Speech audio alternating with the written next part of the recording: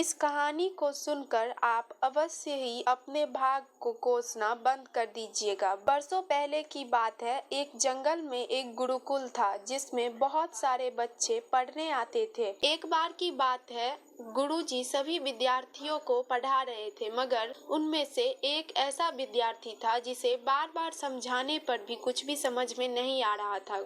इस बात पर गुरुजी को बहुत तेज गुस्सा आया और उन्होंने उसे अपने पास बुलाकर कहा, जरा तुम अपना हथेली दिखाओ। ऐसा कहने पर विद्यार्थी ने हथेली गुरुजी के आगे कर दी। हथेली देखकर गुरुजी बोले, बेटा तुम अपने घर चले जाओ, आश्रम में रहकर अपना समय व्यर्थ मत करो, तुम्हारे भाग्य में विद्या नहीं है।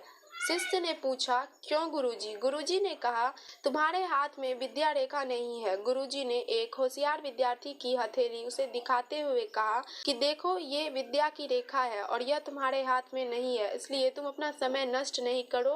विद्या अर्जन का कार्य तुम्हारे लिए सही नहीं है, तुम अपने घर चले जाओ और वहाँ पर अपना कोई काम कर लेना। यह सुनने के बाद उस विद्यार्थी ने अपने जेब से एक चाकू निकाला जिसका प्रयोग वह अपनी दातुन काटने के लिए किया करता था। उसने उस चाकू से अपने हथेली पर एक गहरी लकीर बना दी। उसके हाथों से खून बहने लगा। तब वह गुरुजी से बोलता है कि गुरुजी देखिए, मैंने अपने हाथ में विद्या की एक रेखा बना ली है। यह देखकर गुरुजी अत्यंत भाव विभोर हो गए और उन्होंने उस विद्यार्थी को गले से लगा लिया और कहा, बेटा तुम्हें विद्या सीखने से दुनिया की कोई ताकत नहीं रोक सकती है। दृढ़ निश्चय और परिश्रम हाथ की रेखाओं को भी बदल देता है।